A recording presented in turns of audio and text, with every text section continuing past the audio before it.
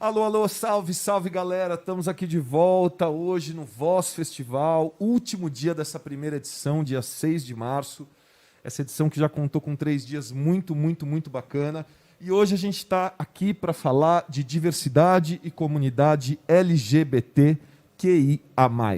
Estamos dentro de um estúdio, cumprindo todos os protocolos de segurança para tentar poder fazer alguma coisa séria nesse Brasil louco, pandêmico, essa loucura que está acontecendo. Então, hoje a gente antecipou toda a nossa programação para que a gente possa cumprir o lockdown às 8 horas da noite, que possa estar todo mundo em casa, assim como você, que eu tenho certeza que está em casa, quietinho, quietinha, fazendo a sua parte.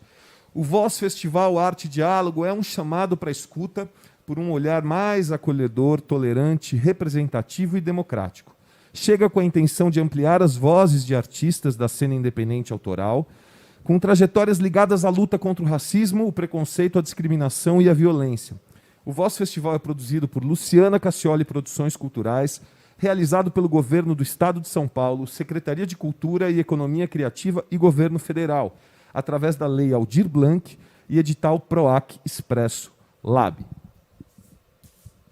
Eu vou fazer uma breve audiodescrição.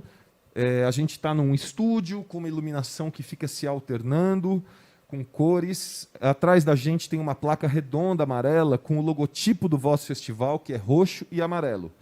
Embaixo dos nossos pés, um tapete laranja com listras roxas. Meu nome é Chico Salem, eu sou homem branco, alto, cabelos pretos, olhos cacheados, uma camisa em losango com vermelho e azul e uma calça preta. Bom, gente, hoje o tema, como eu já disse, é diversidade e comunidade LGBTQIA+. Um dos movimentos que mais ganharam visibilidade no Brasil, que sim, conseguiu algumas conquistas importantes, como o casamento civil igualitário ou a utilização do nome social. No entanto, a gente vive num abismo no Brasil, que é o país que mais mata a população LGBTQIA+, e, ao mesmo tempo, por exemplo, é o país que mais consome pornografia trans. Tem alguma coisa estranha nessa história e por isso a gente fez essa mesa hoje, por isso a gente está com essas convidadas e esses convidados. Para mediar essa mesa, para, enfim, provocar, jogar seu tempero ali em cima, eu estou aqui hoje, queria convidar e queria descrever para vocês essa moça alta, branca, com uma peruca preta, lisa, uma camisa de poá e uma pantalona preta. Essa é Rita Von Hunt, que é a persona drag de Guilherme Terreri, ator formado pela Unirio e professor de língua e literatura inglesa formado pela USP. Hoje atua no cinema e no teatro, apresenta um programa de TV, Drag Me as a Queen, e um canal maravilhoso no YouTube com mais de 700 mil inscritos, que é o Tempero Drag. Você tem que conhecer esse canal. Além de oferecer palestras, cursos e formações, eu já fiz uma dessas formações, foi muito bacana, que discutem, através dos estudos de cultura, temas centrais de nossas vidas em sociedade. Rita Von Hunt, professora, apresentadora, YouTube, é com você a palavra, uma boa mesa para vocês. Valeu! Muito obrigada, Chico, muito obrigado ao Festival Voz. E antes da gente dar início, eu saudo as minhas companhias no dia de hoje. Estou muito honrada de estar podendo fazer essa mediação e essas provocações. Para vocês que estão em casa, eu vou apresentar duas pessoas fazendo arte independente, resistente e provocativa no Brasil do nosso tempo.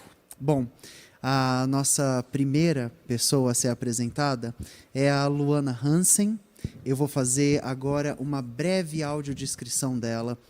Ela é uma mulher negra, de estatura mediana, ela está usando tranças dread, elas estão presas em coque no topo da cabeça dela, mas as tranças chegam até os seus ombros.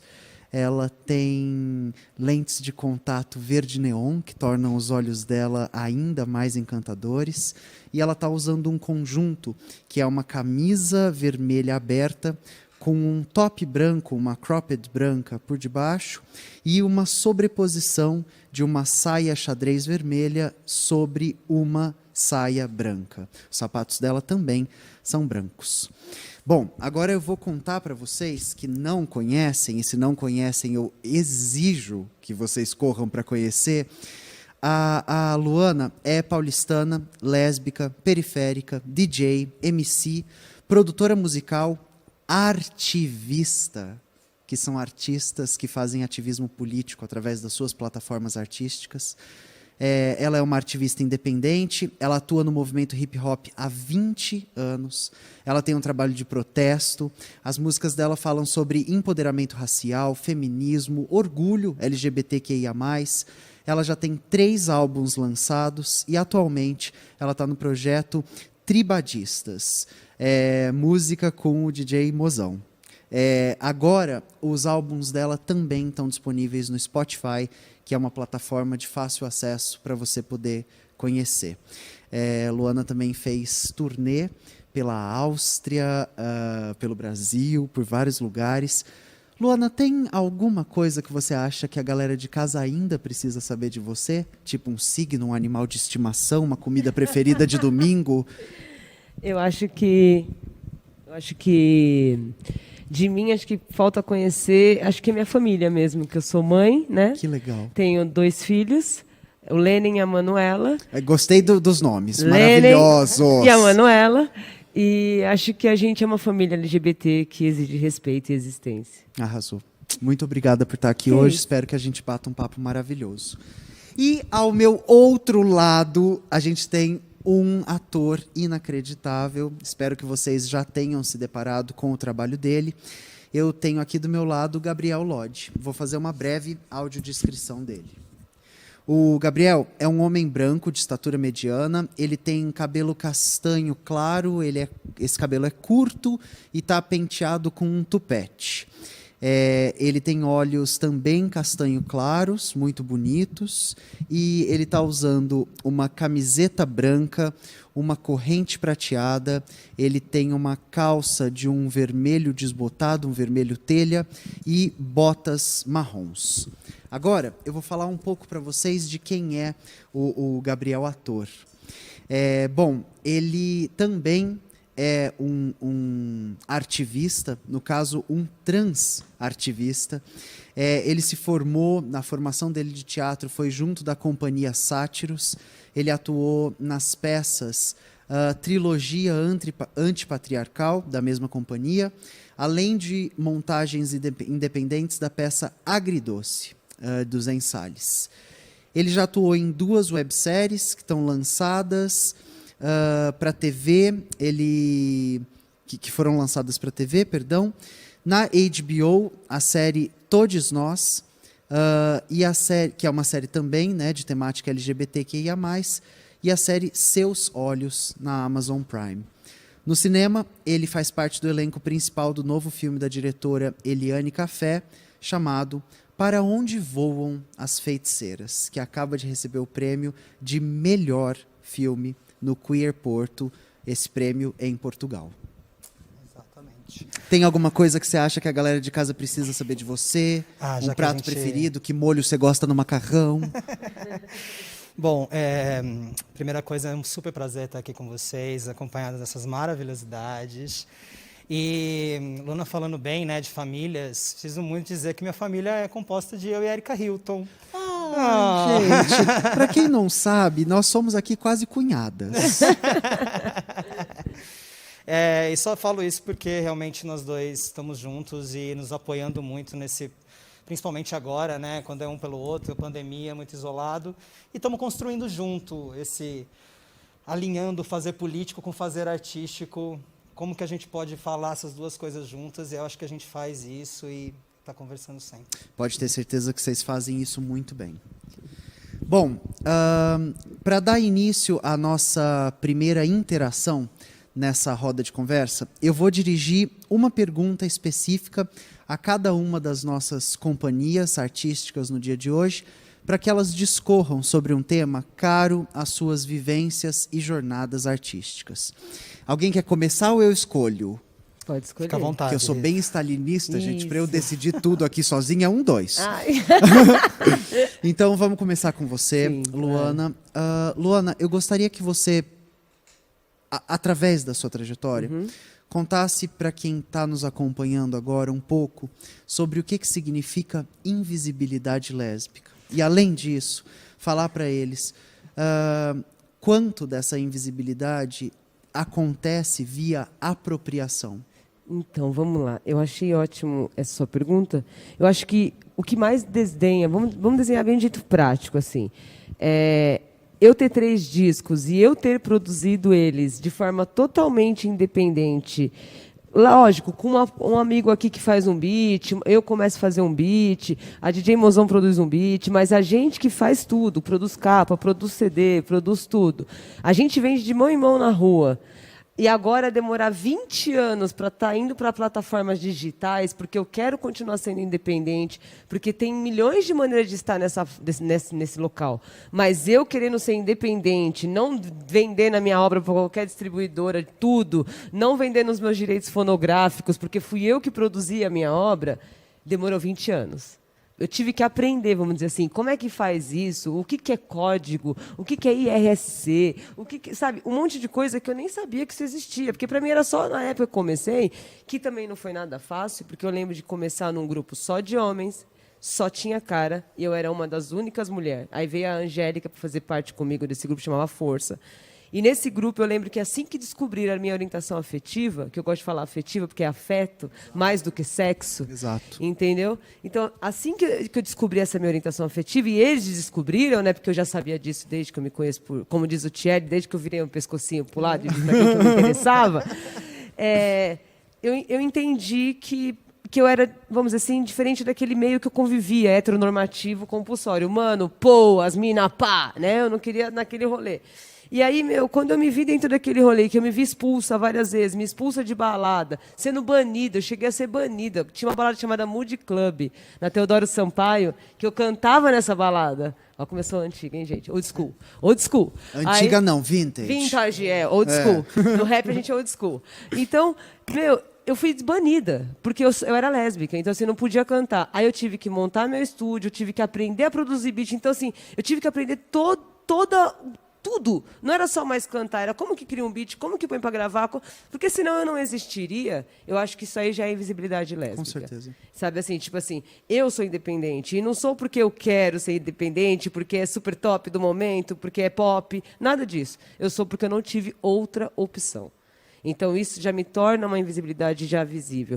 E a apropriação é assim, é o estereótipo. Por exemplo, eu e minha esposa somos lésbicas. E existe um padrão, parece que estereótipo, do que é ser lésbica. Do que é, por exemplo, a gente tem uma família, então, do que é uma família lésbica, o que seria vendido para a sociedade. E quando a gente não se apresenta naquela heteronormatividade, eu o cara, ou ela o cara, e eu a mina, a gente já é taxado, a gente já sofre milhões de preconceitos. Da minha experiência de vida, cheguei a ser agredida por 20 pessoas na rua, espancada. Nossa. Pela minha orientação afetiva. Então, eu falo assim, é bem complexo você chegar em qualquer lugar. E eu entendo que eu falar lésbica, eu estou atingindo todo um patriarcado, todo um capitalismo, porque parece que eu estou dizendo assim, homem não. E aí você falar homem não numa sociedade falocêntrica, machista, parece que é tipo assim, esquece seu trabalho, gatinha. Você acha que você é quem? A Coca-Cola? Você não vai chegar em lugar nenhum. E num meio dominado por homens. Num meio dominado. Eu já cheguei a ouvir de produtores que meu trabalho é muito bom, mas quem que vai contratar uma mulher que quer falar para um cara que ele é machista? Quem que vai contratar uma mulher que vai falar sobre violência doméstica para um cara que bate na mulher? Então, assim, eu já cheguei a ouvir isso, que eu só iria chegar em algum lugar se eu cantasse outras coisas. E aí eu acho que o legal de eu estar subindo 40 músicas minhas, quando eu estou completando 40 anos de idade, com 20 de carreira, eu acho que é significativo, porque vai ter gente que vai ver música minha lá, que não vai imaginar que fui eu que escrevi.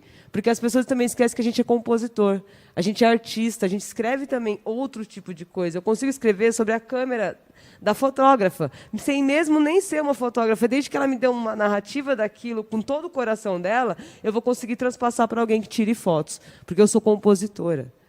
Indiferente da minha orientação afetiva, mas eu escolhi militar por quê? Porque a minha existência sempre foi através de luta. Ótimo, ótimo.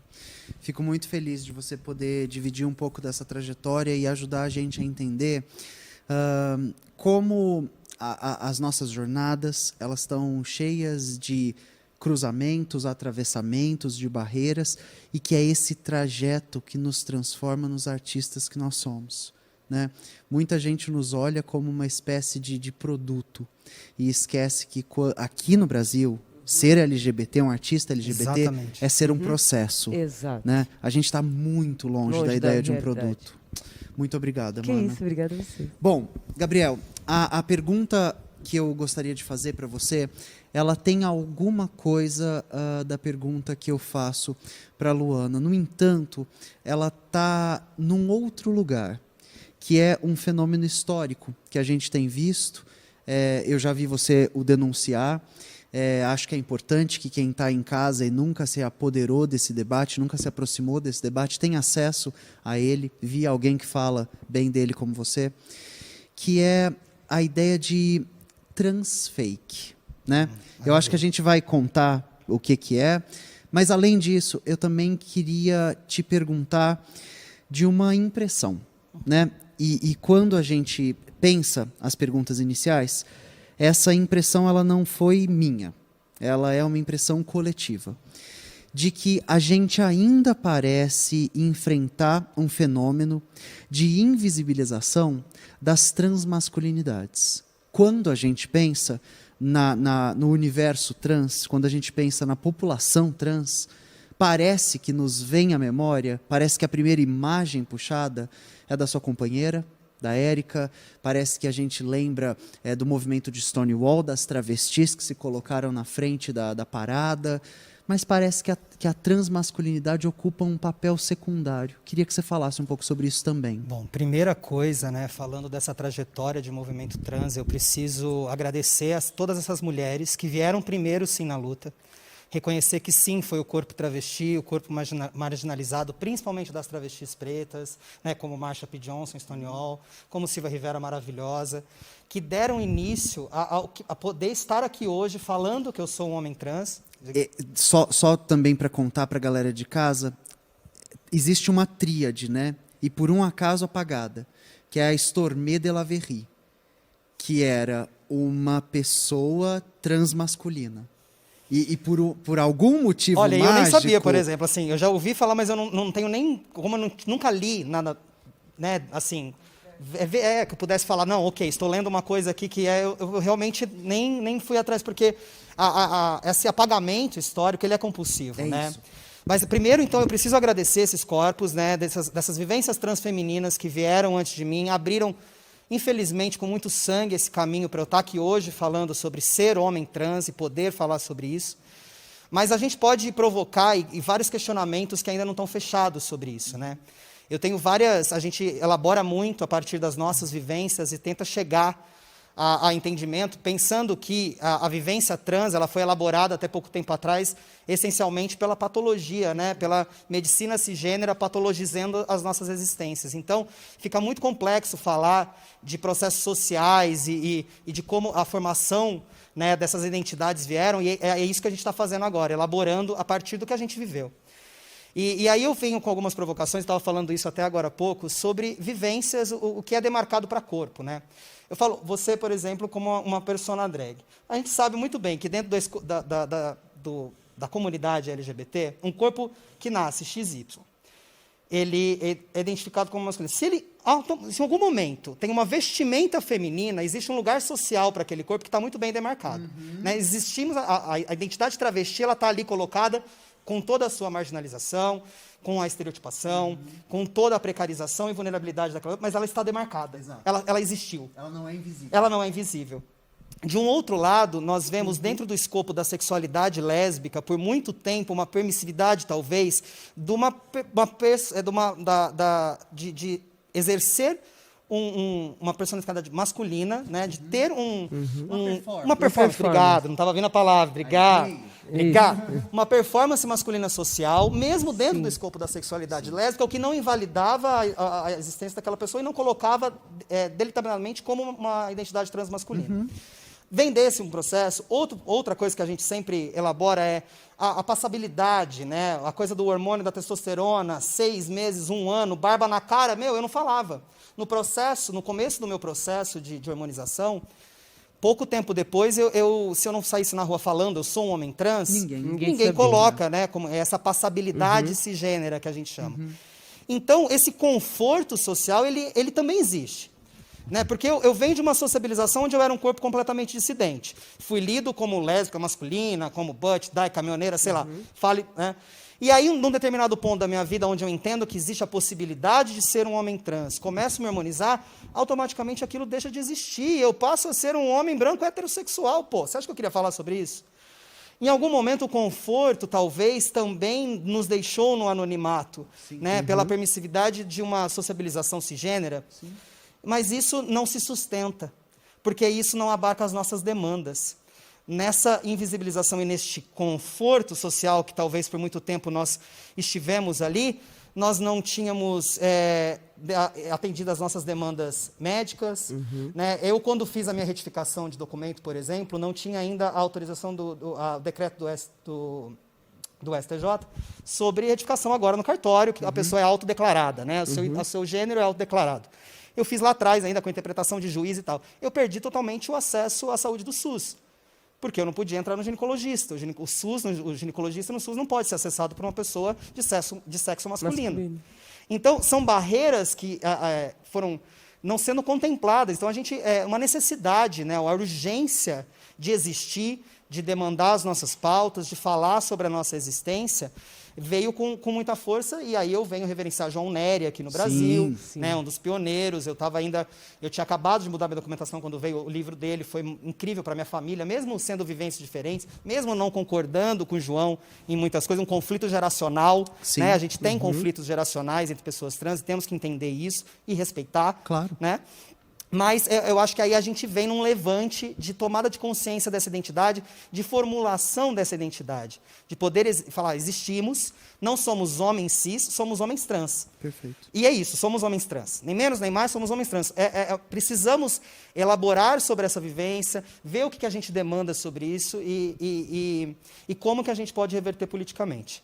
E sobre o transfake, né, isso já é um outro fenômeno que a gente emprestou. Esse transfake, vem do blackface.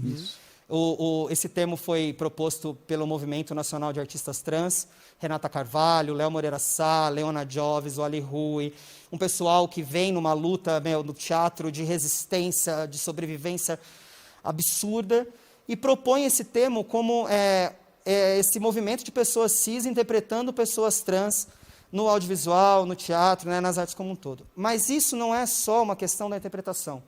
Né? O que demanda isso para a nossa construção social é que é a questão. O imagético social que é construído a partir desses personagens. Aqui no Brasil a gente tem alguns exemplos, Rodrigo Santoro em Carandiru. Perfeito. Vai lá, super premiado, um papel maravilhoso, só que ele sai dali, ele tira a saia e a blusa que ele estava usando, e ele continua sendo o galã, Rodrigo Santoro.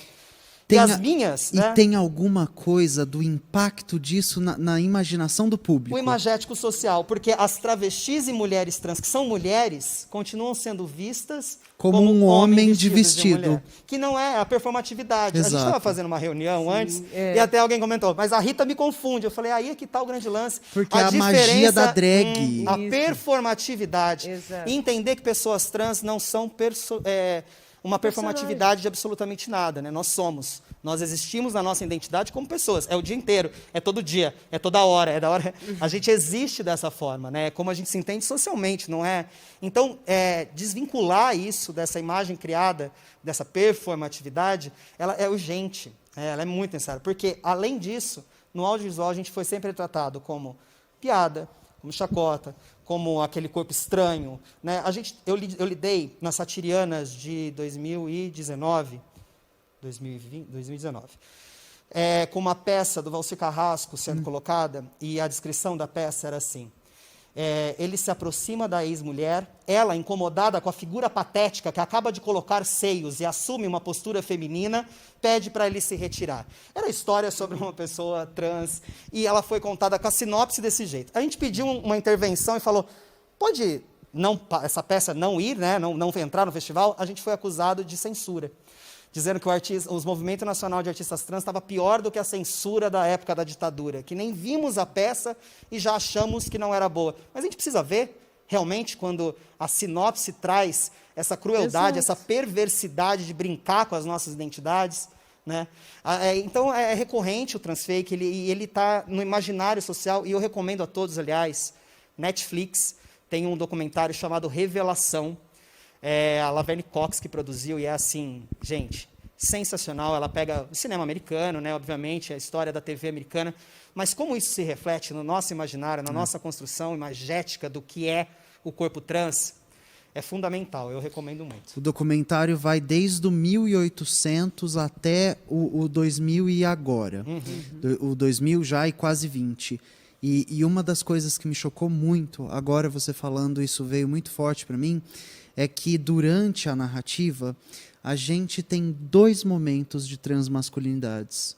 Um sobre um filme dos anos 90, que ao assistir o documentário eu lembrei, e essa já é a nossa próxima pergunta. Ele fez parte da minha vivência, mas... E quando... Com a Hilary Swank, né? Isso. E quando o Chad Bono dá um depoimento. Para além disso, a transmasculinidade em um filme dedicado a falar sobre aqui no Brasil, presenças... nós temos Vera. Sim. Em 1987, Ana Beatriz Nogueira, se eu não me engano, o nome da atriz super famosa, ela ganhou um Urso de Ouro em Berlim por esse papel, que é o papel do Anderson Hesser, um dos primeiros homens trans artistas. Publicou um livro, A Queda para o Alto, um poeta maravilhoso, que viveu na FEBEM, e o Suplicy fez todo um trabalho de ressociabilização dessa pessoa, que infelizmente foi suicidado, né? Quando se reivindica Anderson, Sim. quando toma o papel social masculino na sociedade, ele é suicidado. E esse filme chama Vera, e eu fico até meio embargado, porque o filme todo é mais ou menos mostrar uma pessoa extremamente perturbada mentalmente, colocada como lésbica e perturbada. É isso que é o papel. Então, assim, é tão cruel. E a gente tem que apontar, porque naquele momento histórico não estava sendo discutido, mas agora está. Né? A gente fica... As pessoas veem, mas vocês não tem que ver que isso foi em 87. Mas por que não vamos debater isso? Exato. Porque senão vai ser repetido daqui para frente. E discutir por que foi em Exatamente. 87. Bom, a gente entrou na próxima pergunta. A próxima pergunta é esse entendimento de se ambas, né? Ambas as vozes conseguem diagnosticar ou apontar, ou lembrar um momento de cultura e de arte que foi fundamentador das experiências de vocês. Então, eu consigo contar de o que significou, na minha infância, assistir Priscila, a Rainha do Deserto, Sim. para Wong Fu, Obrigada por Tudo. Mas não só. Né? Todas as minhas amigas e meus amigos que fazem drag... a jornada drag, ela nos leva em algum momento a indagar sobre a nossa posição de gênero no mundo, né? E assistir a Minha Vida em Lentes Cor-de-Rosa, que é um francês, Tomboy, que é um francês, esses filmes eles vão colocando na minha trajetória esses pontos de falar, tem alguma coisa acontecendo aqui. Essa discussão me atrai, essa discussão mexe comigo porque tem alguma coisa acontecendo aqui. Vocês lembram de obras de arte que fizeram isso com vocês? Eu lembro, sim. Eu acho que eu cresci muito perto porque assim, eu sou filha de pernambucana, né? Nordestina. Então, meus tios, eles são gays. Eu tenho 2 tios que são gays, que hoje já não estão mais aqui, que morreram de AIDS. Que era uma doença, eu lembro que a doença dos homossexuais, que eu lembro que quando... Eu acho que eles eram muito ligados à arte. Por exemplo, meu tio ele adorava a música MPB, então ele ouvia muito Cara Nunes, Elza Soares, Bethânia, Gal Costa. E eu lembro dele ouvir muito, na época, Ney Matogrosso. E eu achava muito louco o Ney Matogrosso se pintar e ser aquela... Porque eu sou homem, porque eu vivia ouvindo aquilo em casa com meus tios. E eles eram... Eu lembro que meu tio tinha cabelo comprido. E na época ter cabelo comprido já era uma coisa de não pode ter cabelo comprido. Meu tio tinha brinquinho. E chegava de brinquinho. E aí tinha aquele negócio dele ser do Nordeste, chamavam ele de frango. É porque ele é frango. E eu olhava assim, eu falava, gente, o que é isso? Então eu convivia muito naquele... convívio com meus tios. Minha mãe vivia trabalhando, mãe solteira de 5. Então a gente vivia naquele convívio com esses tios, que eram tios amigos, que só tinham amigas com amigos. E eu ficava olhando. E aí eu lembro que a primeira arte que eu vi, além das pessoas que eu citei, eu lembro que, para mim, quando eu fui para o rap, porque dentro do movimento hip-hop, eu assisti filmes que eu não vou conseguir lembrar, mas eu lembro que o que me chamou a atenção, eu lembro que foi Kids, que é um filme bem tipo de adolescentes, que até um deles pega AIDS e tem adolescentes que se beijam. Eu achava aquilo já o máximo para mim, que eu era mais da quebrada. E eu lembro que quando eu fui descobrir artistas do hip-hop, que aí eu comecei a descobrir, por exemplo, a Missy Light, que é uma Missy lésbica, negra, dos Estados Unidos, que canta rap. E aí tem a Queen Latifah, que todo mundo fala. E aí tem até aquelas últimas consequências. Nossa, quando eu assisti esse filme, que a Queen Latifah interpretava, né? Que elas roubavam o banco e tudo aquilo, e elas queriam salvar a mina. E a Queen Latifah interpretava, né? Aquela lésbica, não sei o quê, que era muito próximo daquilo que eu era. Uma mina de quebrada, que tinha que puxar pela autoafirmação masculina para conseguir o tal respeito dentro da quebrada. E se impor, para você poder... Ah, mano, as frutas que você gosta, eu chupo até o caroço. Respostas prontas, para você não ter que levar... Pra você conseguir existir nesse mundo, essa autoafirmação patriarcal. Então eu lembro que eu fui vendo essas coisas, aí eu lembro que, mais para adulta, eu lembro que apareceu uma minissérie que não era tipo, particular, que aí todo mundo assistia...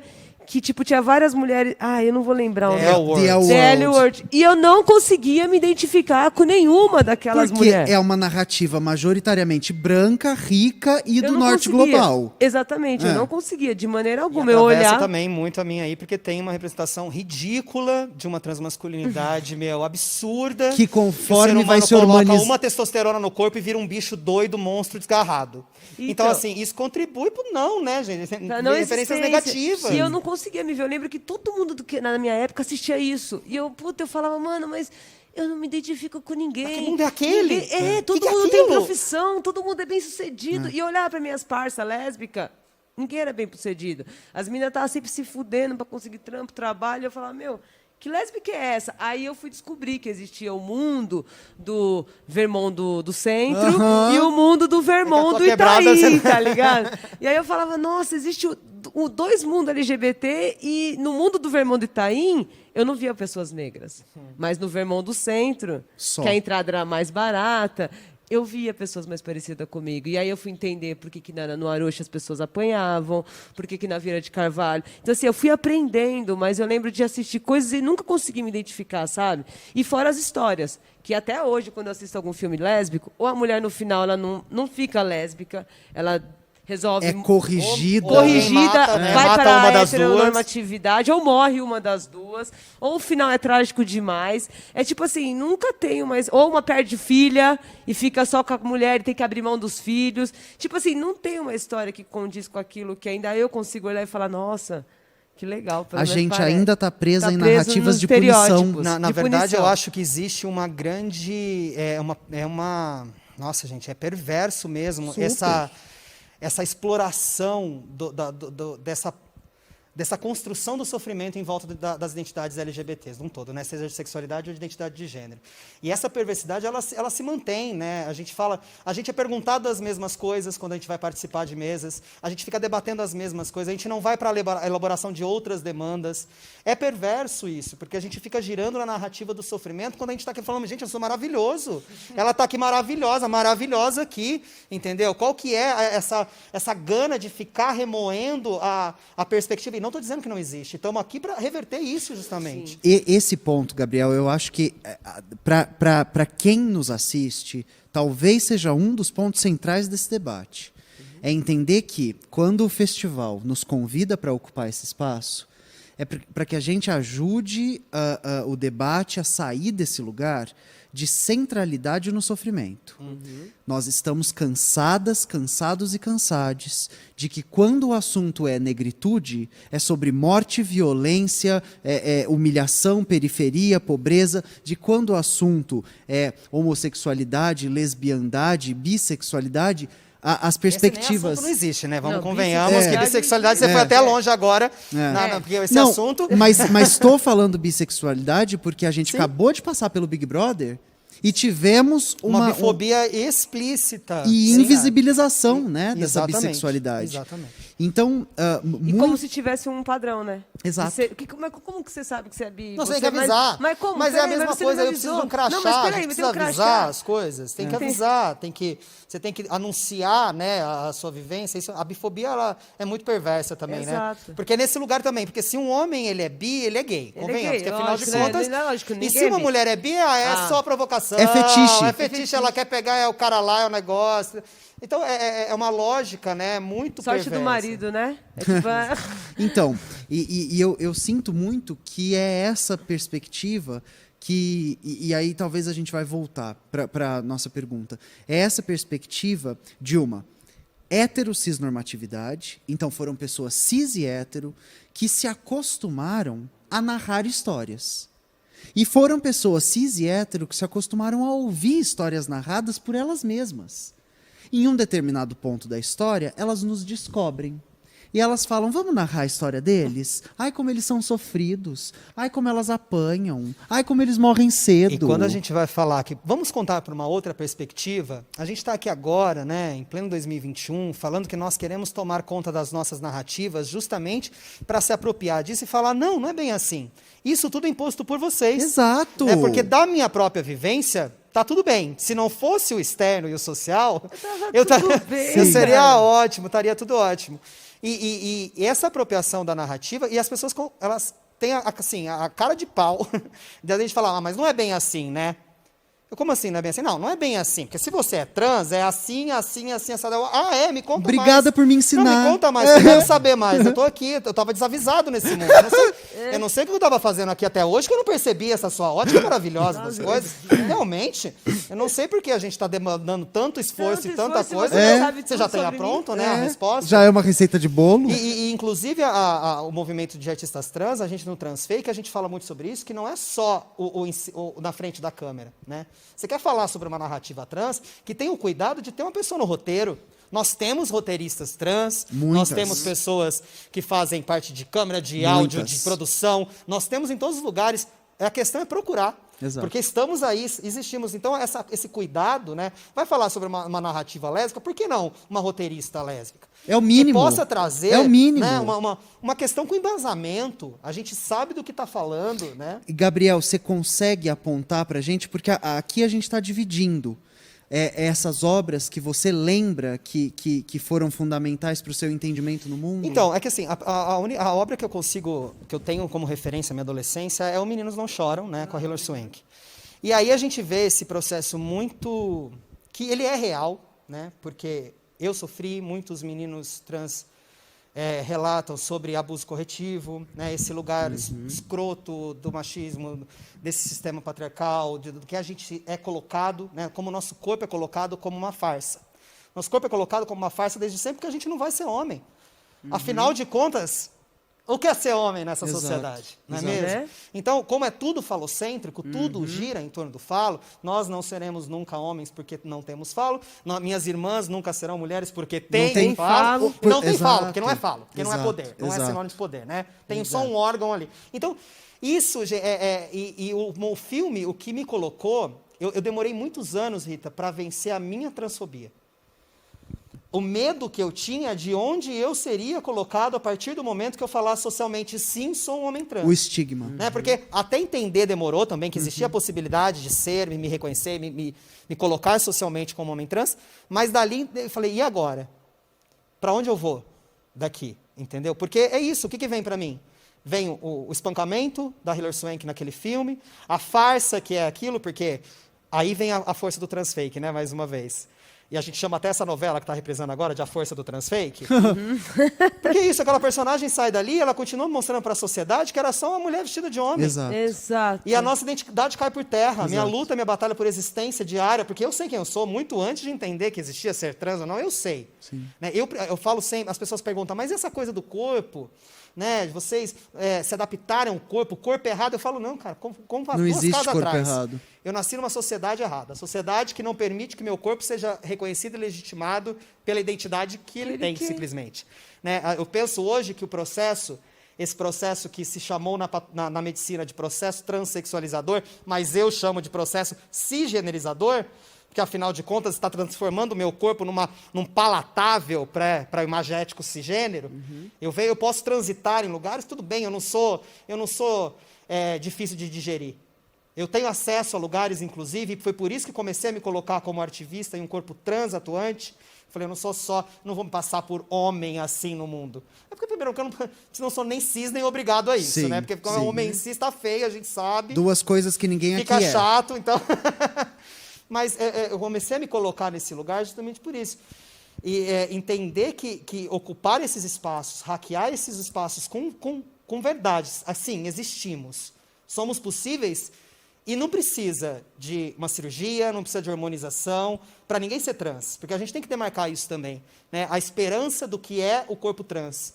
Né? Tem muitos meninos que não podem tomar testosterona por problema de saúde, por exemplo, e eles deixam de ser trans por isso, não serão reconhecidos como homens na sociedade por isso. Né? Eu não espero que com o meu trabalho eu coloque e falo, esse é o padrão de corpo trans masculino. Eu cheguei até aqui para existir. Né? Talvez a gente acabamos de passar por uma situação absurda, né, de uma menina que perdeu a vida numa clínica clandestina. Sim. São processos ainda desumanizadores, um SUS que não consegue atender às nossas demandas, e é muito pouco, né? Enfim, a gente tem tantas questões ainda a ser debatidas, a gente precisa avançar tanto nessa relação do que é gênero, né, e o que é estar, e a gente vem para quebrar justamente isso. Acho que a gente está aqui para falar, cara, esquece, né? Esquece, não estamos aqui amparados em biologia, nós somos, existimos e sabemos desde sempre. Eu sinto que o nosso próximo... Você quer completar alguma coisa? Não, super... Porque eu te vi com o microfone. Não, tô super... Porque a gente está aqui querendo. Eu acho que o nosso próximo passo é, depois da gente tentar fazer e dividir, né? Sim. Porque a gente está elaborando e dividindo esses apontamentos de, olha, essas obras de cultura, elas são fundamentais porque elas possibilitam que a gente exista, né? É através dessa obra de cultura que a gente começa, desde sempre, a falar, olha, tem alguma coisa aqui que me toca, que fala sobre mim no mundo. É a possibilidade de existência. E a possibilidade de se ver, né? De se ver representada. Representatividade, que é o que a gente fala, Quem né? não se vê representada... Isso é representatividade Exato. real. Sim. Né? As pessoas também perderam um pouco do que é essa representatividade. Exato. É ocupar espaços em que a gente torne possível a existência das próximas gerações. Exato. Quando eu comecei a atuar, minha mãe falava, por que você não fica quieto dentro de casa? Sua segurança. A gente está entrando, sei lá, agora é Bolsonaro, entendeu? Por que você está indo para o palco? Você está ficando pelado, entendeu? Pelas gerações futuras que vêm aí. Porque eu não quero que quem nasça lá no interior, como eu nasci, passe pelas mesmas coisas que eu tive que passar para existir. E que lembre que a gente está em São Paulo. E isso, cara, a gente tem que tá usar em São esse privilégio. Paulo, A gente tem que usar esse privilégio de estar assim, aqui. A gente sabe que, porque eu trabalho com música, a gente recebe relatos de várias coisas. Que nem eu fiz trabalho junto com a Fundação Casa, junto com as meninas da Fundação Casa. Eu faço trabalho, recebo gente do interior, a gente recebe relatos de meninas menores de idade, que quando se entende, começam a entender a sua orientação afetiva, já são banidas, são trancadas, tu não pode sair. E não tem esse acesso para sair. Então, assim, a gente está falando de São Paulo. A gente não está falando no âmbito geral Brasil. Sim, né? não é o Brasil São profundo. Paulo, Mas não é o Brasil, a gente está entendeu? tentando criar um cenário possível, porque quando a gente fala disso, dessa estigmatização, logo cedo a gente está falando de crianças travestis, meninas travestis com 13 anos de idade na prostituição. Exato. E a gente está falando disso de uma naturalidade que a gente fala, e a pedofilia envolvida nisso? Ninguém se problematiza. É normal travesti com 13 anos na rua. Oxe. Onde que a gente está? Olha o mundo. Olha a lógica que esse mundo estabeleceu. E o mais importante nessa bola é falar, cadê o conservador e a boa moral da família que quer defender as crianças? Cadê essas pessoas quando as crianças precisam ser defendidas? Dessas crianças, não, e quando as entendeu? crianças que precisam ser defendidas são trans. Né? Qualquer discurso pró-família se torna apenas uma fachada quando você descobre o que as pessoas pró-família fazem, pensam e agem sobre famílias trans, sobre famílias lésbicas, sobre famílias... A criança viada, né, que a gente Exato. pode aplicar como um todo, eu acho que essa dissidência que há ali, e o quanto é recorrente, abusos sexuais nesse corpo, né, toda um aparato social de exclusão e é isso, a exclusão, falta de acesso. Aí vamos, saímos das escolas, não produzimos conhecimento, e se não produzimos conhecimento, não estamos pertencendo a esse espaço, estamos à mercê do conhecimento produzido pela cis heteronorma, né? E eu acho que você falou da troca aqui, do diálogo, eu fico, para além disso, eu queria botar um convite aqui, sabe? Porque a gente está falando de dissidência, né? E eu me vejo aqui como um homem trans branco, sempre afoito a pensar a masculinidade e a branquitude. Claro, claro. Porque eu acho que o convite que vai ficar aqui hoje, a gente está elaborando há muito tempo sobre muitas coisas. A gente tem elaborado, tem bastante tempo sobre muitas coisas. Então eu queria a reversão dessa lógica. Né? Porque a gente precisa, eu preciso começar a elaborar a partir da minha branquitude e como ela afeta a vida das pessoas negras. Eu preciso que pessoas cis comecem a elaborar, a partir da sua cisgeneridade, como a cisgeneridade compulsória afeta a vida das pessoas trans. Sim. Exato. É o inverso, a gente precisa fazer esse jogo de volta, porque senão a gente vai ficar girando no mesmo lugar. A negritude vai ficar falando sobre a negritude, vai ficar elaborando maravilhosamente sobre a partir da própria dor. E a, isso que é sacanagem. e a branquitude nunca vai ler. Acomodada. E acomodada ali num lugar de... mas tudo bem, mas eles já estão falando sobre isso. Exato. Né? Isso é um lugar de acomodação do privilégio, e aí é que está quando a gente aponta o privilégio. Sim. Porque se você não precisa elaborar a partir de uma dor, é privilégio. E mais uma coisa, se o teu lidar com obras de arte, com obras de cultura, com a vida, não te causa nenhum desconforto, é porque meu amigo, minha amiga e minha amigues, vocês estão acomodados para um caralho. Exatamente. Né? Se o teu consumo de música não te deixa desconfortável, se o teu consumo de cinema, de literatura... Você está na sua zona de conforto. Você não conhece o mundo. Exatamente. Você está viciado em uma bolha. Alienação que chama. Alienação que chama. Agora, eu queria inverter. Tá. Então, a gente tentou apontar as obras para falar, essas obras me formam.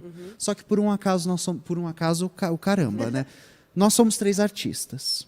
Então, agora eu quero, talvez, entender o que esse artista está produzindo de obra.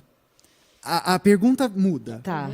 Eu, agora, atualmente, eu voltei com o meu estúdio, que para mim acho que foi uma das grandes conquistas que eu consegui com o meu mozão, DJ Mozão. A gente investiu tudo. A gente investiu tudo para poder voltar, porque, como eu falei, a nossa arte é a gente que faz, então eu precisava desse espaço de novo. E aí, com o estúdio voltando, eu estou conseguindo trabalhar com peças infantis, fazendo trilha sonora para peças infantis, que eu acho isso muito louco. Por exemplo, a gente está fazendo Pretinha de Neve, que é uma releitura, sabe? Que é maravilhosa. A gente está fazendo a trilha sonora e a gente está indo para esse lugar. A gente está conseguindo trabalhar com homenagens, junto com a Dani Regadas, que é um projeto que a gente está fazendo, que a gente vai compor 9 músicas para 9 cantoras negras, por exemplo, Alcione, Nessi Brandão, Juvelina Perla Negra, Elza, e muitos outros que a gente está produzindo no nosso estúdio, junto com inúmeros artistas, tá o Todinho, o Inity, todas as galera do hip hop tá indo lá no estúdio gravar, Meg e outros artistas novos, Juliana Sete. É uma galera, 9 MCs se reuniram para homenagear 9 mulheres, entendeu? Que incrível. É um projeto que a gente está fazendo, que também está saindo do meu estúdio. As músicas que foi eu falei, eu subi nas minhas músicas na plataforma digitais. Então, essa semana subiu 7, com uma inédita. Semana que vem agora vai subir mais 7. E assim vai indo até eu completar 40 faixas. E nessas 40 faixas tem faixa inédita com a Malca, tem faixa com a DJ Mozão, tem faixa com a DJ Bad System. Então, assim, tem muita coisa inédita que a galera não conhece do meu trabalho ainda, que ficou guardado durante muito tempo. E eu acho que é uma oportunidade das pessoas entenderem o que é a Luana Hansen, desde a Tal, a Força, DJ Luana, que trabalhou com o Rodriguinho, e até chegar a ser ter essa consciência de quem eu me tornei. E a gente está nesse processo de trabalho dentro de casa, né, por causa desse lockdown. E a gente está nessa ideia de, além dessas transformações de música, de produção, mostrar, através de vídeo, que a gente deu uma videoaula, mostrando como é que faz um home studio. Porque a ideia é que todo mundo entenda que dá para produzir hoje. É caro, Mano, é caro. Eu vou falar pra vocês, é caro ter o computador certo, a placa de áudio certa, a caixinha certa, mas às vezes vale a pena lá no fundo você entender o que você é e você ser dono das suas obras. E às vezes antes do certo já dá para começar. É, como eu comecei. Né? Eu comecei através do ecoponto, eu catei espuma no lixo, eu catei madeira no lixo para poder fazer um acústico, um lugar acústico, eu catei computador antigo no começo, trocava a peça de computador, parava no meio da produção, até eu conseguir ter as coisas. Eu andei muito para fazer isso. Sim. Então, eu acho assim, gente, se tiver um computador, um celular, comece as suas ideias. Sim, isso é maravilhoso. E seja sempre a voz. Nunca deixe ninguém silenciar a sua Sim. voz. Eu acho que é isso que eu quero mostrar para as pessoas. Que por mais que a gente fale, não, vocês não existem, seu casamento não existe, sua família não existe, vocês... A gente vai Isso é uma insistindo. piada, isso é uma Se é uma farsa. piada, se é uma farsa, uma hora sua mulher vai te largar, você vai embora. Todo mundo está esperando esse momento? Não, a gente vai continuar existindo e mostrando que as nossas famílias existem. E a minha arte vai ser sempre protesto. Sim, perfeito. Eu acho que a gente falou, é muito lindo, né? Quando eu falo que a gente bebe muito no movimento negro, no movimento trans, porque a gente é isso, é a elaboração de um lugar de dissidência, de sentir no dia a dia. Então, ver essa referência à ancestralidade também me faz pensar na reverência que eu faço à minha transancestralidade, né? E esse lugar de reivindicação, de ocupar espaços e estar ali falando a gente existe. Hoje, agora com a pandemia, eu me dei uma reinventada, né? Estou parado há muito tempo e comecei a fazer dublagem. Sim. Me veio o convite através de um jogo da Microsoft, chamado Tell Me Why. É um jogo de storytelling que o personagem principal é um homem trans, mas a narrativa não é sobre a transexualidade dele. Parabéns! Sim. Olha que maravilha! A né? gente pode falar sobre outras coisas. Gente, é um drama, assim, é um absurdo, é uma suspensão. O jogo, recomendo. Vou dar um spoiler, que não é spoiler, que é a primeira cena do jogo, já começa com a mãe desse... São gêmeos, é uma menina e um menino, né? E ele se entende como um homem trans e tal, só que acontece uma coisa, e a mãe deles é assassinada ali no começo, e é uma loucura. Já dou esse spoiler, vai aí, jogo maravilhoso.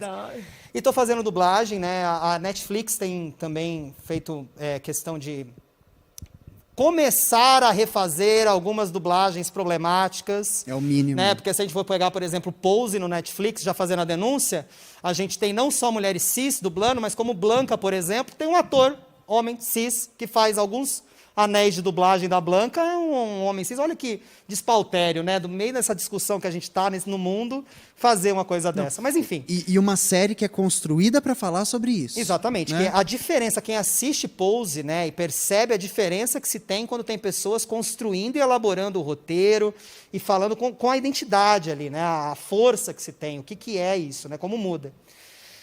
Mas é isso, agora eu estou fazendo dublagem. Tem o filme Pra Onde Vão as Feiticeiras, é um filme muito especial, é um longa documentário, né? Eu e mais 5 artistas de teatro fomos para a rua provocar a discussão de possíveis alianças de corpos que não fazem parte da hegemonia burguesa que está aí na sua maravilhoso privilégio, rodando e nadando. Então, a gente foi para discutir com um trabalhador da rua que acorda às 4h30 da manhã, sai da periferia, anda 4 horas, por que ele estava rindo da travesti? Sim. Se é o mesmo sistema que o oprime. Fode ele e fode a gente também. Entendeu? Que essa perspectiva tem que começar a mudar. Né? Eu vi até um vídeo, faz uns 2 dias seu, Rita, sobre luta de classes, né? E quando a gente começar a entender que se a gente somar todo mundo que está no lado de cada corda, que está arrebentando toda hora, a gente come todo mundo. Sim. Bom, antes, a gente recebeu perguntas das pessoas que nos acompanham via YouTube. Aliás, a gente ainda vai se estender aqui por mais 30 e alguns minutos. Então, se você está nos acompanhando ao vivo, pode encaminhar perguntas, que elas serão lidas aqui. E antes da gente se encaminhar para as perguntas que recebemos do público, eu tinha uma pergunta final que era essa ideia. A gente apontou para o passado, a gente conseguiu pensar nas produções do presente, e se vocês pudessem me dizer como vocês gostariam que no futuro as suas obras fossem lidas, como vocês gostariam que Luana e Gabriel fossem pensados no futuro, vocês sabem me responder? Olha, eu já fico em choque quando vem alguém de faculdade e fala que está fazendo doutorado e vai fazer com a minha vida. Aí eu fico extremamente nervosa, eu fico pensando, nossa, olha onde eu cheguei. Eu acho que, para mim, hoje, eu achei engraçado ontem que a gente pediu pro meu filho e pro meu irmão, porque nós ia fazer evento. Eu falei, vocês não vão para lá, porque, vocês vão ficar correndo, a mamãe não vai conseguir trabalhar as duas. Vocês vão deixar a gente maluca. Inclusive, Lênin, se estiver assistindo, eu tô de olho em você. Hein? E a Manu também. E, tipo assim, no meu coração, assim, o que eu mais gostei foi ouvir meu filho, na hora que ele falou assim, eu estava falando de música, estava falando de isso aqui, ele falou assim, mãe, essas músicas vão ficar para mim, né? Eu vou ter que cuidar da sua história, né? Aí eu falei assim para ele, vai, eu estou correndo atrás para que você continue meu legado e que você conte a minha história, eu deixe as pessoas contar da maneira mais verdadeira possível, eu não deixe ninguém se apropriar da minha história para contar, colocar uma pessoa para talvez fazer meu personagem que não tenha nada a ver comigo. Procure sempre estar... Não, mãe, eu vou... Já entendi que as suas músicas eu vou ter que cuidar, né? Vou ter que cuidar da sua história. Então, acho que hoje eu tenho uma consciência de que eu tenho uma história. Eu acho que até então eu não tinha. Eu acho que, para mim, acho que esse é o meu maior legado que eu deixei já.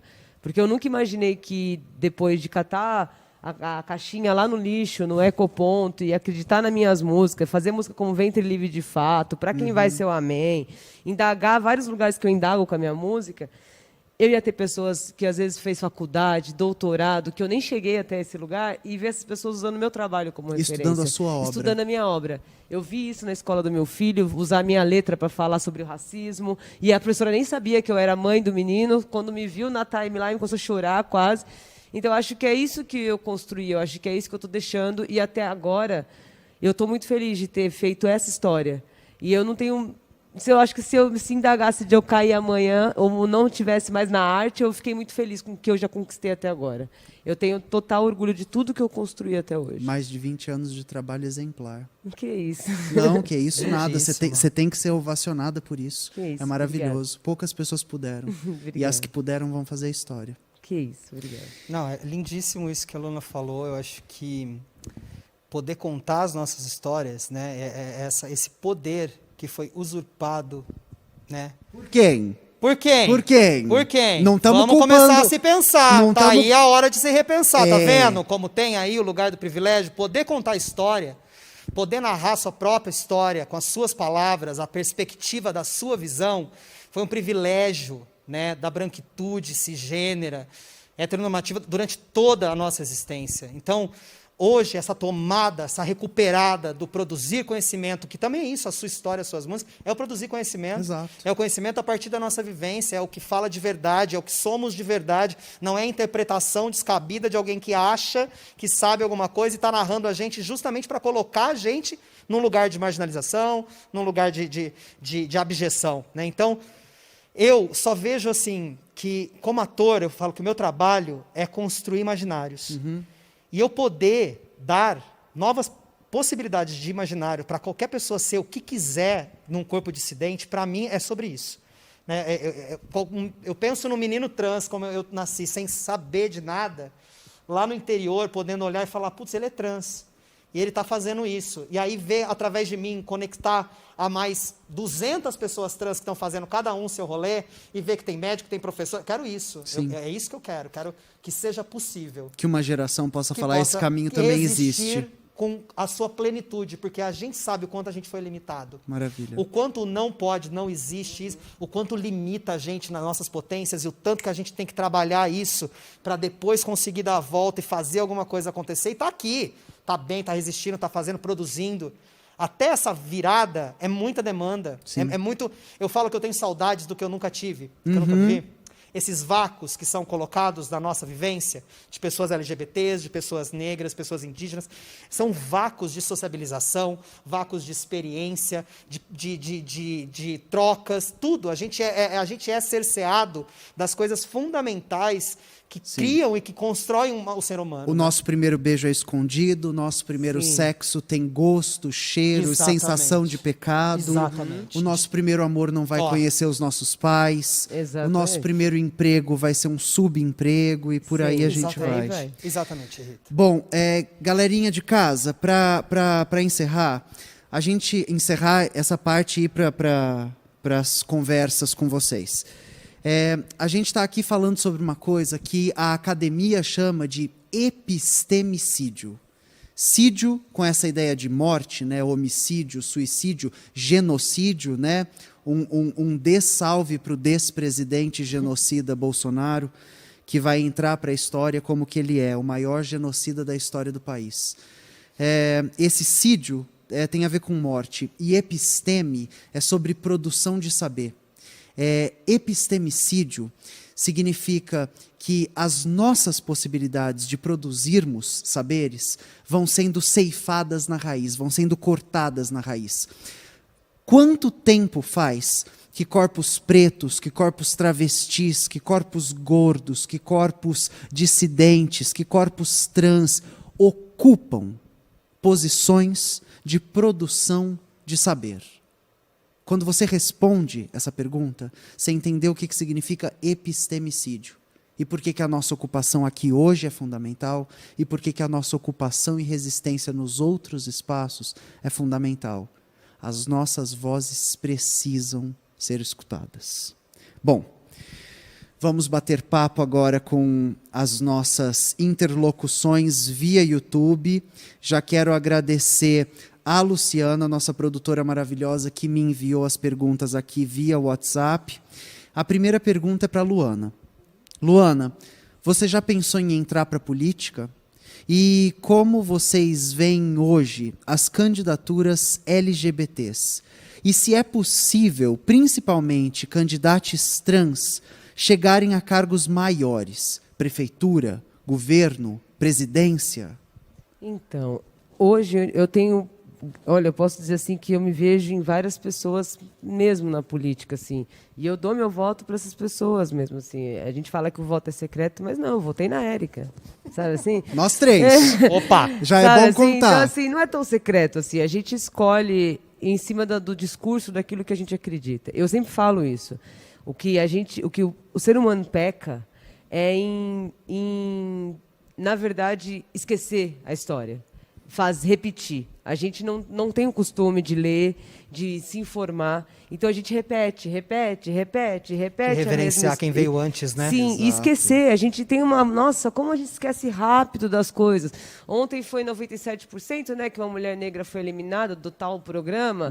Isso é uma coisa, isso é um marco. A gente precisa entender por que foi nesse lugar. Por que são que sempre foi pessoas pretas? sempre os negros? Os 3 primeiros lugares de Nossa, rejeição e, desse assim, programa. Eu não assisto, mas eu já assisti inúmeras outras edições onde teve estupro, onde teve várias coisas e não foi 100% de Exato. eliminação. Então a gente está nesse lugar, a gente tem que sempre puxar esse viés. Então eu acho que, para mim, eu acredito. Se eu não eu sou daquelas de tipo assim, já fui anarquista, já quis que tacasse fogo no pavio mesmo. Morte, que nem a música, né, do Gabriel, quem matar o presidente, né? Gabriel Pensador. Não Só estamos que- dando ideia não, viu, Não, gente? por favor. Mas, não. tipo É, assim, não estamos não, eu bobeira. já pensei, e tipo assim, nesse ponto de anarquismo, mas hoje eu já entendi que não é por esse viés. Hoje a gente tem que usar as ferramentas ao nosso favor e entender que o voto é realmente sério. Eu sempre falo isso, gente, votar é sério. Você tem que pensar, você tem que ver quem votou, porque você tem que cobrar. Eu sempre vou ali e cobro, vou nas pessoas que eu votei, eu vou atrás. Então, eu acredito sim. E acredito que o país talvez melhore muito se a gente começar a ocupar cargos de verdade, políticos de verdade, colocando em lugares que a gente possa tomar decisões. Sim. E desculpa, gente, vocês colocaram esse e é o que deu. Nós estamos quase R$100 de gás, está tudo muito caro, absurdo para quem que é dono de casa que vive cozinhando, arroz está caríssimo.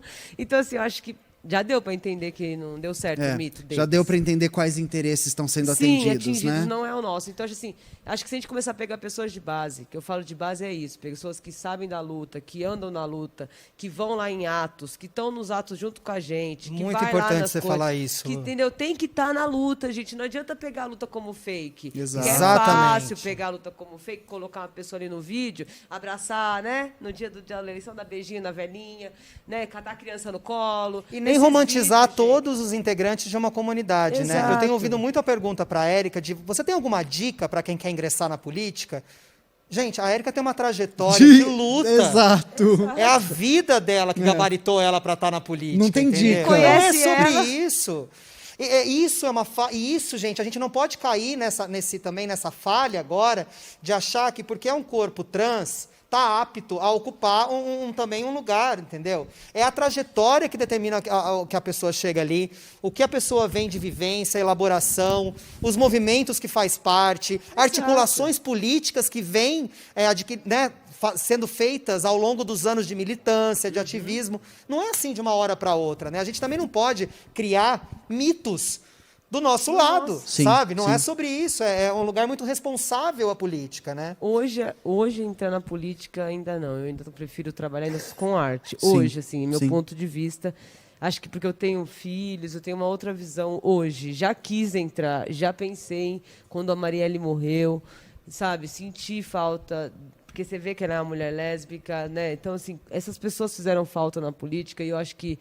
Mas hoje gente, ainda não. Eu ainda vou cantar rap, certo? Ainda tem outras pessoas que eu acho que podem ir para a política e eu vou votar. Maravilha. A gente tem uma segunda pergunta, que é: que tipos de atitudes homofóbicas são recorrentes em posturas de pessoas que estão em um trabalho individual de desconstrução e, de alguma maneira, acha que estão fazendo a sua parte nessa luta? Aqui eu acho que pode ser transfobia também, né? A pergunta é, na jornada de vocês, o que vocês veem, podem ensinar para a galera que nos acompanha dessas posturas lesbofóbicas, transfóbicas, dos nossos aliados? Da galera que acha que está do nosso lado, mas está reproduzindo lesbofobia e transfobia.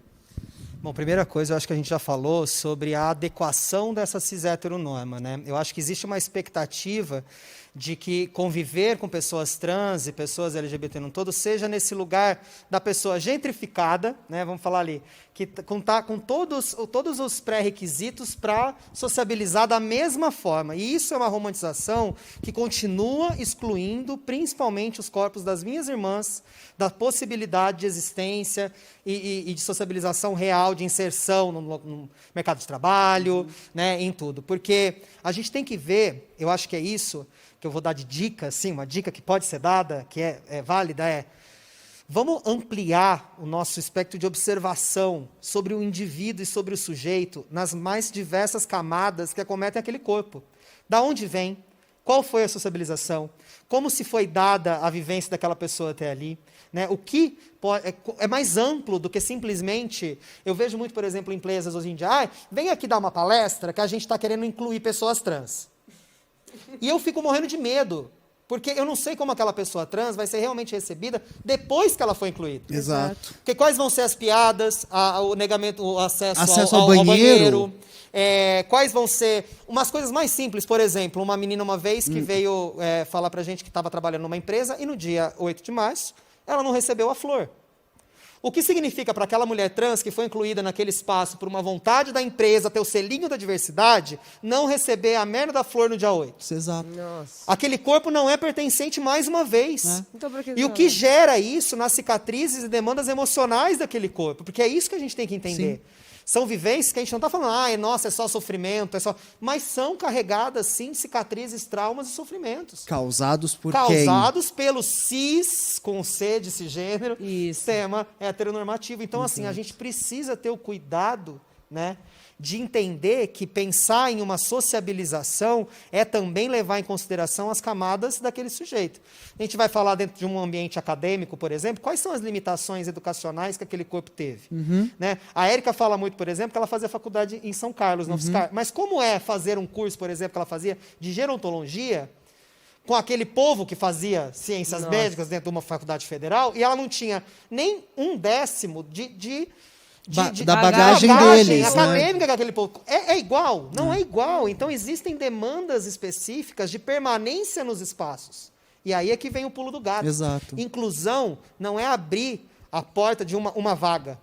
É se atentar para a permanência nesses espaços, a conclusão daquilo. Porque se esses corpos entram e saem, é porque tem aí alguma a coisa gente- de errada com o exatamente. espaço. Eu quero que a academia esteja pronta para absorver corpos trans e negros periféricos e que essas pessoas saiam dali formadas. Exato, não só Eu quero entre. que as empresas abram vagas e que uma pessoa trans entre numa recepção, mas que chegue em algum lugar, Cargo de que algum tenha um jeito. plano de carreira que possa... acho que é a permanência que a gente tem que entender. Sim.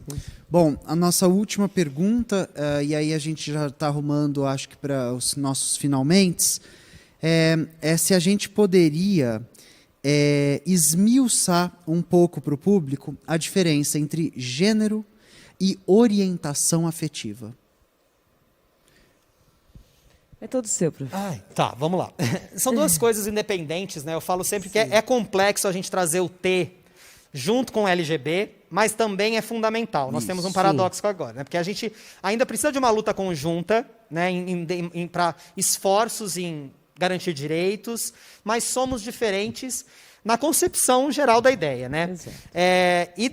Orientação afetiva, por quem eu me sinto atraído, por quem eu me interesso, por quem eu viro o pescoço. Por quem eu viro o pescocinho, por quem dá aquele comichãozinho, dá um negocinho aqui por dentro, dá aquela coisa gostosa que todo mundo já sentiu, ou não também, porque temos pessoas assexuais, que também é uma orientação, né? Que faz parte da nossa sigla. Faz parte da nossa sigla e deve ser respeitada. Por quem você sente, ou não, enfim, mas é isso. Por quem você se sente atraído, por quem você vai estabelecer uma relação afetiva, construir alguma coisa.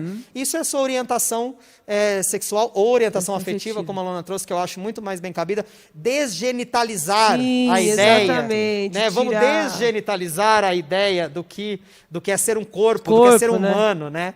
Identidade de gênero é como a pessoa se apresenta e quer, né, espera ser reconhecido socialmente. Sim. Porque eu falo que a identidade de gênero, eu sempre soube quem eu era, por exemplo, mas eu dependo da tua boca para sair o dele, o para ele. Né? O meu gênero, ele é social. O gênero é uma coisa social. Né? Então, a gente precisa da demanda do social acolhendo a nossa identidade para que ela exista. Sim. Então, identidade de gênero é como a pessoa se entende, e aí nós temos dentro do binário, né, proposto masculino e feminino, as possibilidades aí, ou também fora desse espectro binário, que é a não binariedade, que está sendo construída, elaborada. O queer. Acho que, né, existem essas outras possibilidades de identidades que estão começamos a adentrar esse espaço das possibilidades. Eu acho isso maravilhoso. Entender, né, que nada, nem dentro do espectro da afetividade, da sexualidade ou da identidade, ela pode ser encaixado nesse lugar rançoso, dessas caixinhas limitadas, né, de A ou Z, né? Existe tanta coisa no meio, né? Existem tantas possibilidades, eu acho que é isso. Mas eu acho que deu para entender, né, a diferença? Acho que sim. Avisar para quem nos acompanha que de binário só computador, só o sistema que eu quero computador. E é isso, o povo quer acreditar que nós somos 1 e 0. Né? Exatamente. 1 e 0 porque fica mais fácil o controle, gente. E como se a gente não pudesse, né? Não, e não existe luz, não existe sombra. A gente sempre está em um lugar de luz e sombra. Exato. Né? Exato. Quem acredita em luz, sombra, termina nesse tipo de mundo que a gente construiu, esse lixão. Exato.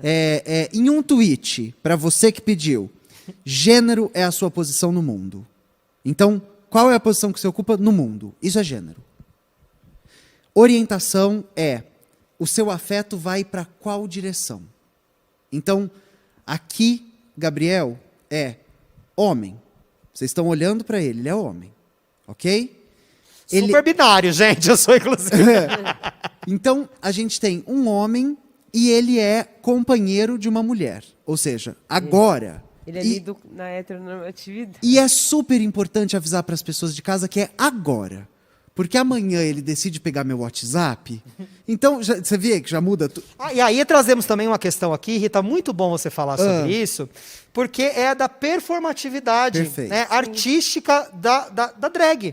E a gente tem que colocar isso, gente, porque é uma coisa que as pessoas ainda, né, olha só como o Brasil é um país muito louco mesmo, porque a gente não reconhece a identidade de pessoas trans, mas elege Pablo Vittar como a mulher mais bonita.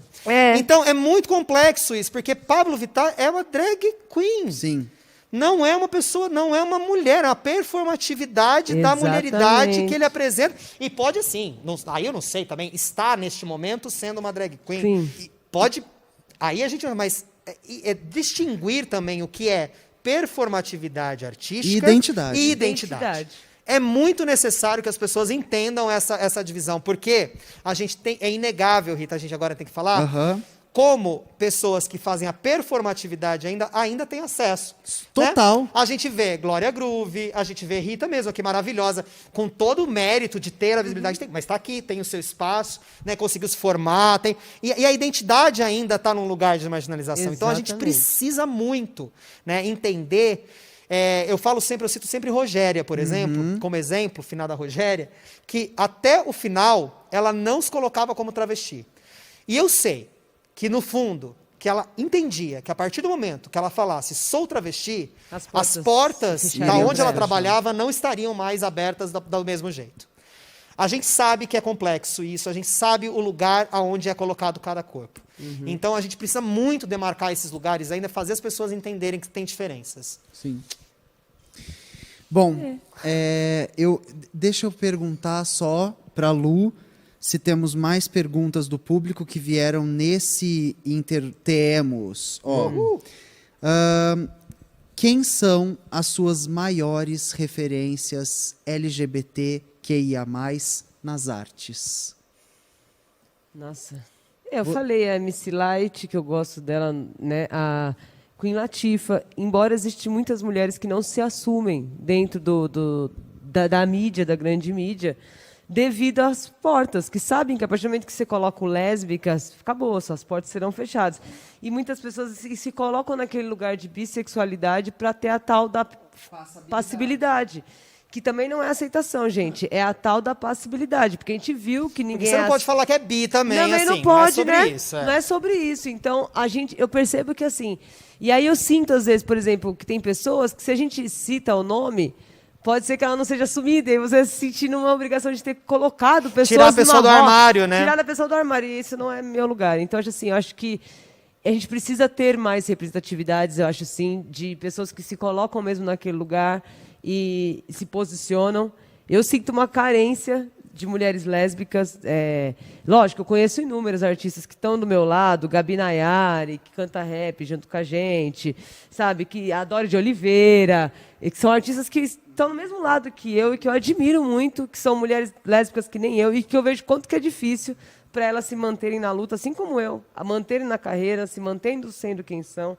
Então, eu vou deixar as pessoas da atualidade hoje, que, assim como eu, que são artistas independentes, e que você pode procurar aí, que são mulheres lésbicas. Dolly foi no meu programa. Ela é maravilhosa. Conheci ela lá. Um beijo, Dolly. E você, Dani? Então, olha, eu fiquei pensando aqui agora, assim, isso é uma carência, né? Uma carência profunda, assim. Tem muitas artistas trans que eu reverencio, mas, como eu disse, acaba caindo num conflito geracional que eu não me enxergava. Eu não conseguia me entender naquele lugar da arte ainda colocado como...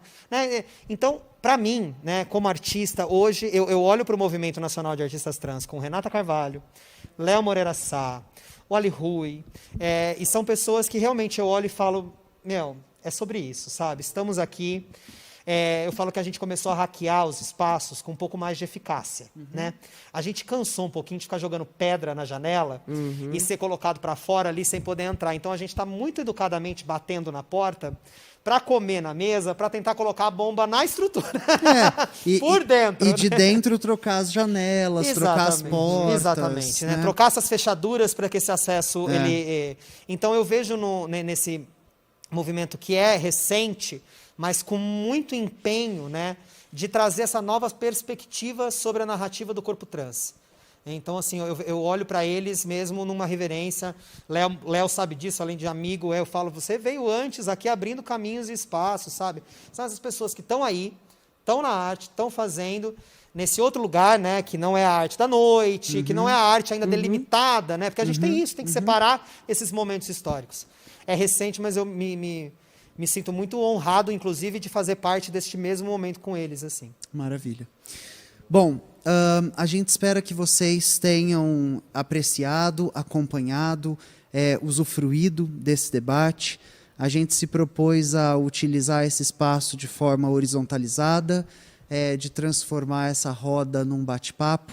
e de fazer com que vocês que nos acompanhassem se sentissem acompanhando um chá de cocotas. Porque foi isso, né? Hoje tivemos um chá de cocotas. Delicinha. Foi. Só não teve o chá mesmo. Produção! Cadê o chazinho, gente?